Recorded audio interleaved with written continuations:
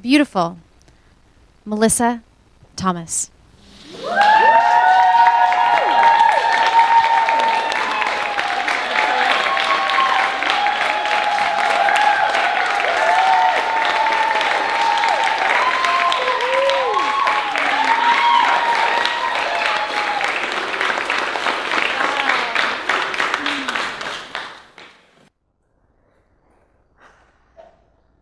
Wow, look at all of you.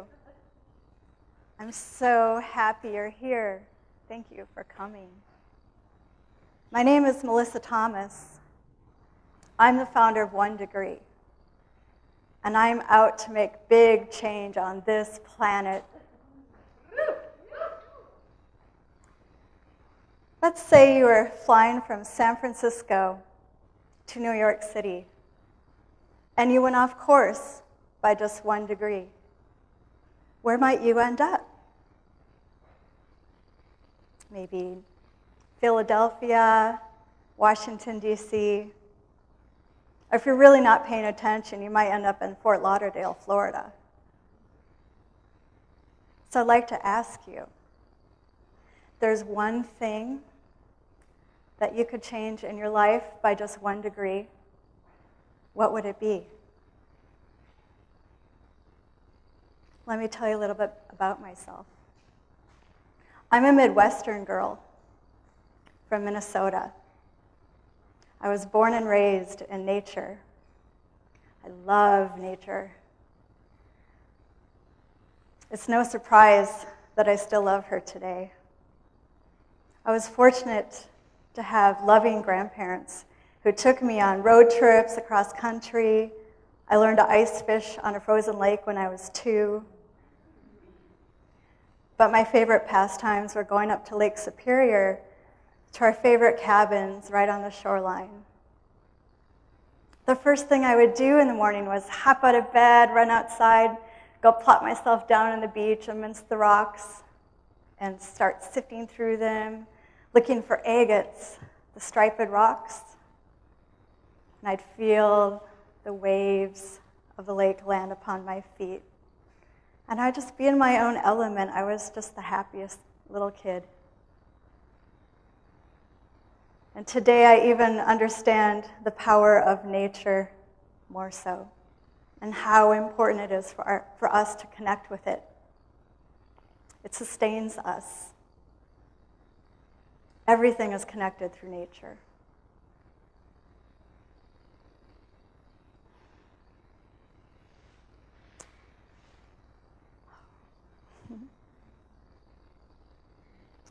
So I'm very sad right now because there's something that's changed.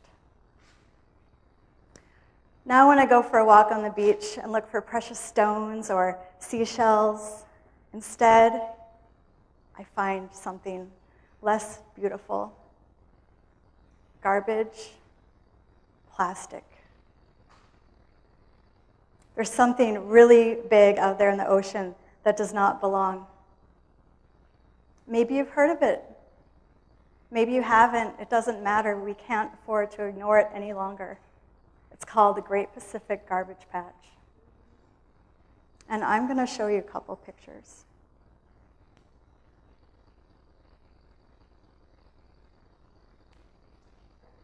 So this is what happens when we have plastic runoff into the ocean. The Great Pacific Garbage Patch is nearly the size of Texas. Let me enlarge this for you. And it's not what you'd think. It's not a bunch of clustered plastic, solid material. It's actually minuscule pieces of plastic that have been broken up. But it's still as toxic as big plastic bottles.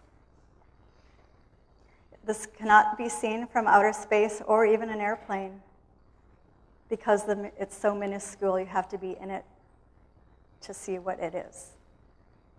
An oceanographer did a study and he trailed his boat for a mile with a net behind to see what he might find. And sadly, he found 46 times more living plankton 46 times more plastic than living plankton in the net. This was done in 2008. And I'm sure with our growing population, the numbers haven't gotten smaller. This is a picture of how small it is. So it's colorful, and disguised fish and birds take it as food and eat it. So I just really have to show you this next photograph. The picture speaks 1,000 words. But this is a bird that died, and his insides are filled with plastic. So I'm not saying that we need to go along the beach and pick up garbage, or that we need to come up with a solution for this giant garbage patch in the ocean. What I'm here to ask, however, is for us to consider the way we live our life and how it affects our surroundings, the planet, and the environment. There's two things we hold dearly on this planet, two resources that are very, very dear to us. One is oil, and the other is water. Now, oil, we could live without it, really, if we had to. I'm sure we'd come up with some other solution. In fact, it might not be an option down the road for us. But water, we can't live without water. Water sustains us and every living thing on this planet. Our bodies are mostly made of water. This planet is 75 to 80% water. But did you know that only 1% of that is drinkable? I'll show you something. This is a plastic bottle of water that's been consumed.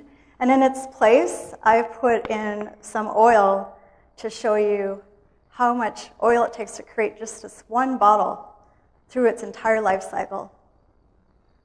From the conception in the plant to creating the bottle, to transporting the water across the country to your local market, to getting it in your hands,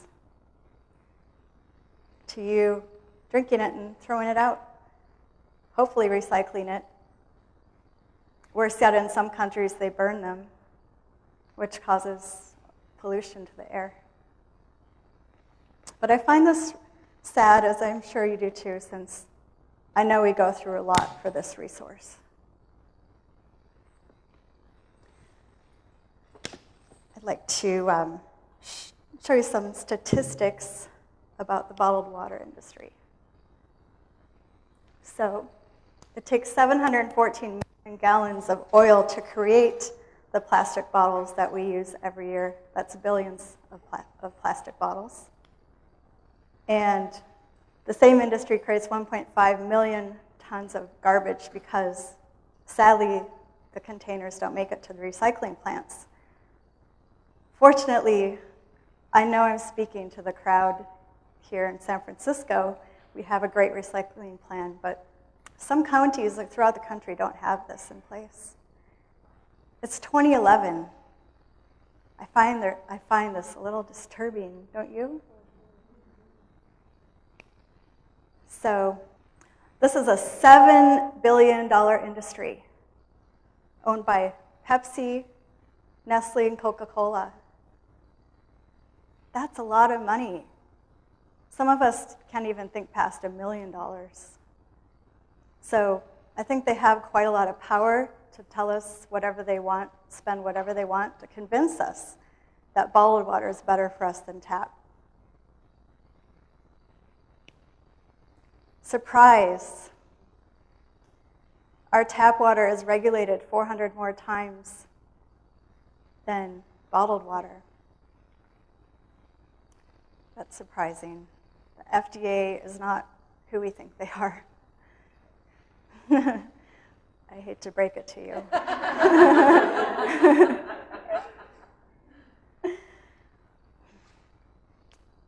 So I know this all seems overwhelming and hard for some of us to even look at. But look at what the convenience of a water bottle has caused. It's caused a lot of problems for us and the planet. So what can we do? I mean, yes, I know many of you have your own containers, and that's awesome, and that's the way to go. Trying to push that motive forward. Well, I thought of a place where we all go in our life where we don't need to contribute to the plastic bottled water industry, and that's at airports. Airports come equipped with running water. There's no need to go and purchase a $4 bottle of water at the airport. Do you know how many people go through airport? It's just astounding. I found this out. In 2010, 39 million people went through the San Francisco airport alone. I'm just going to pretend like just 10 million of those people bought bottled water. Imagine the impact of that in the environment. 1 million bottles. I'm sure there's other beverages too, anyway.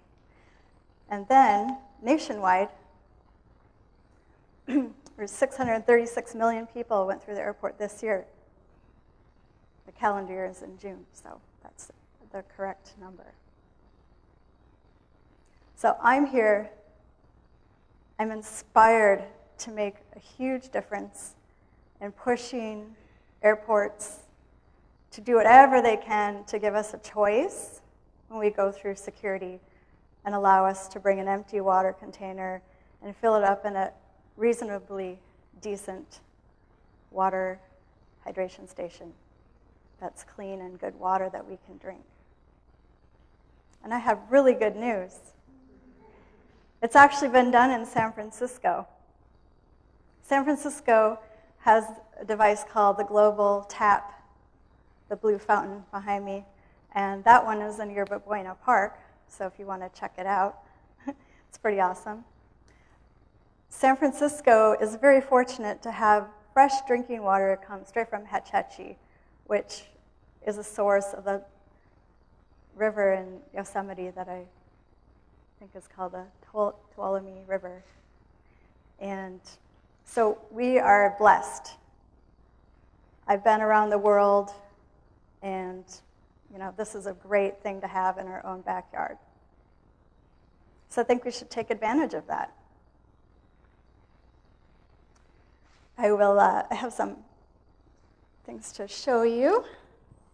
So what you want to do when you leave your house every day is prepare to be in the world with your own container. Just fill it up with your own water at home and take it with you around town. And I bought these other two things at the Container Store. If you're traveling, you want to bring a bottle, you can bring this one. It's compactable, so it's easy to pack and it won't take up space like my blue one here. And this one has a filter on it. It's called a bobble. And the filters are $6.99, and they last for 300 fills, so almost a year if you fill up once a day. And both of these are under 15 bucks.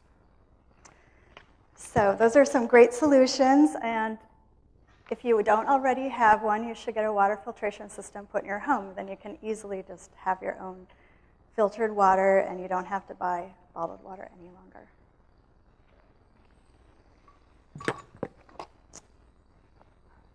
I am so happy that I have an audience to hear this important message.